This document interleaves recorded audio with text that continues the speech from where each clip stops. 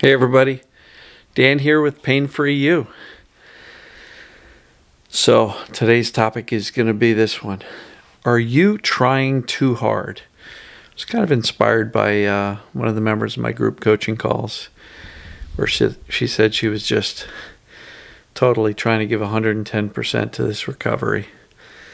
And I didn't even have to answer because a couple of the other group members really jumped in and started saying, "Oh, you're trying too hard."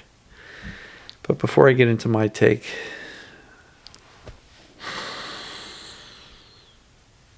breathe in the peace, exhale the noise. Breathe in the clarity that you know what's going on. Exhale the doubt and the uncertainty.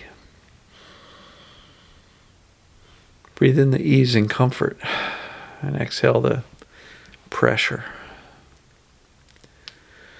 So are you trying too hard to get well from this thing called TMS, as Sarno initially coined it, and what I've been calling perceived danger pain? Are you trying too hard to heal? Are you trying too hard to get better? Are you overanalyzing everything? Are you second-guessing yourself? Are you interpreting every sensation as a personal failure in your ability to do this thing properly and correctly and do it right? If so, you're probably trying too hard.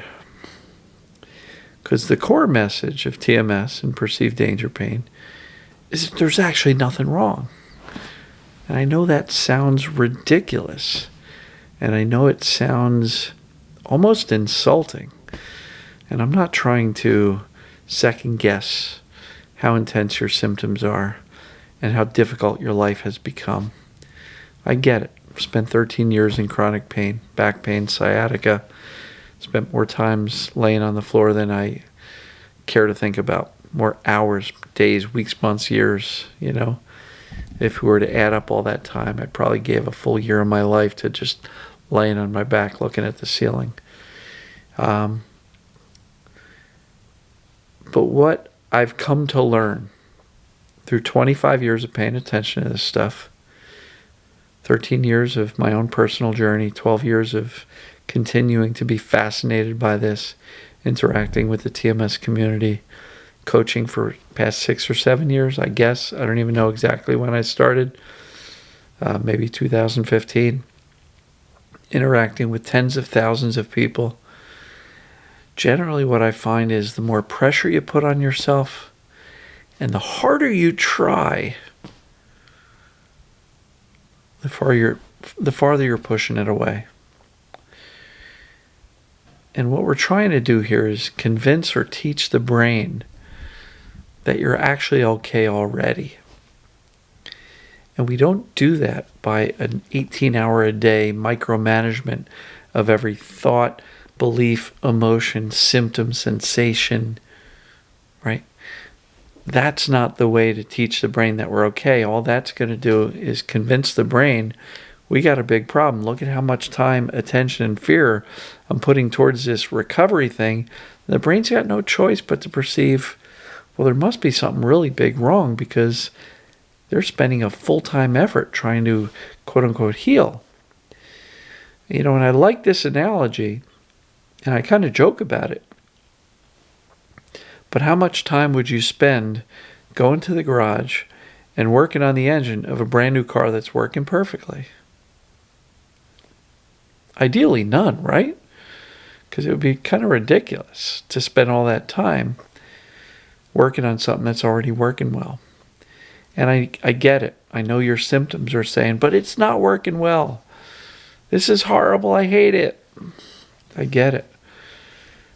Let's go back to foundation, square one. The brain is perceiving danger, and the symptoms, the pains, are the warning signal. They are trying to tell you that something is going on. Something's off. And look, if Sarno's theory is right, it's an emotional state, a stress-based state. Something's not quite right in your life. And maybe, I'm not a big fan of telling you got to change your life.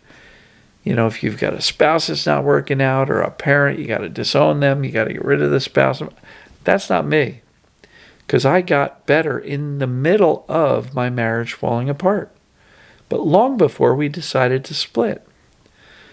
So if your primary goal is to end your symptoms, you don't have to massively change your life. I don't believe you do, because I know plenty of people who have changed their lives and they're still hurting because they still haven't managed to successfully teach their brain that they're safe, that their body's okay, that there's nothing wrong to fix. So I think we can get better without massively changing our life. But we can absolutely try too hard, because when we're trying too hard, it all comes from this pressure to be perfect. And perfectionism is one of those standard common TMS traits. But we don't have to be perfect. We don't have to do this recovery process perfect. We want to dial down the fear with accurate information that we're really not broken. What a relief.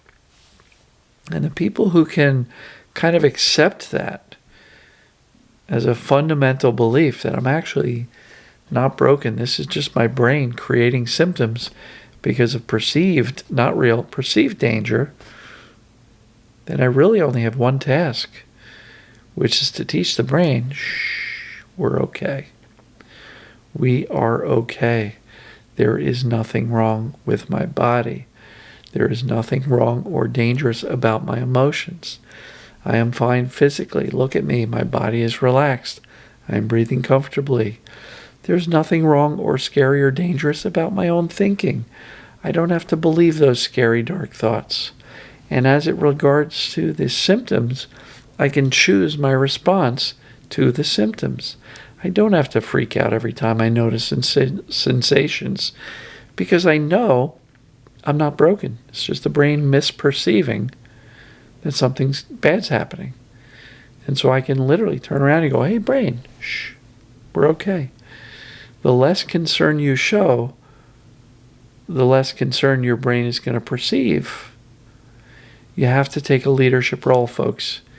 You have to lead this scared, misinformed brain out of the darkness into the sunlight, and make sure you consistently, with clarity and confidence, show your brain that you're okay by actually thinking, acting, and behaving as if you are okay. So let me ask you, comment below.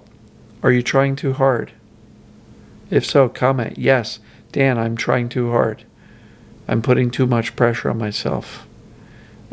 Comment below, and I'm going to stop doing that. I'm going to give myself grace and acceptance and allowance to be who I am, but deeply know in your heart of hearts that you're really not broken. You may have been through a tough time, a lot of tough times. Maybe your life was very challenging. Maybe you've experienced a lot of childhood trauma, abuses. Maybe you've had health issues throughout your life, which have been scary as all can be. I get it. But here's the point. Regardless of your history, regardless of your past, regardless of your story, which is how you ended up here, not your fault, it's just where you ended up. Regardless of your history, I am infinitely optimistic that you can get well despite your background, despite the level of symptoms and health issues you've had. Why? Because this human body is a miracle. It's a wonderful miracle, and it has innate wisdom to it. And if you can just trust the body and get out of its way, give yourself consistent messages that I'm okay. I'm really okay. The fact that I have pains or symptoms doesn't mean anything. It just means the brain is perceiving danger. And when you teach the brain that you're actually okay, guess what the brain does? Turns down the symptoms and eventually turns them off. So, are you trying too hard? Comment below. And if you are trying too hard, what are you going to do new today to kind of cut yourself some slack, give yourself some grace, ease, comfort? Allow today to show up for whatever it is, without judgment, without self-criticism that you're doing this wrong, without pushing yourself to try harder and harder and harder, and overanalyze every single thing you do. I know you can get well. I trust that you can get well. I believe it because I've seen some incredibly cool stories. Incredibly cool stories. Somebody just today commented that they had 20 different diagnoses, and they're doing better. They're doing better. They're symptom-free. I'll be sharing that one soon. But please, folks, know you can get well because you're already well. We just have to kind of clue in this scared, misinformed subconscious brain. So, if you're trying too hard, sometimes the answer is trying less hard. Sometimes the answer is just trusting and knowing you're already okay, and making sure that the dominant thought to your brain is that you're okay. So, love you guys and gals. As you can tell, I'm up at Mom's again. And yeah, that's what I got for you today. So, hopefully everybody's doing well. Love you. And I will see you tomorrow. Take care.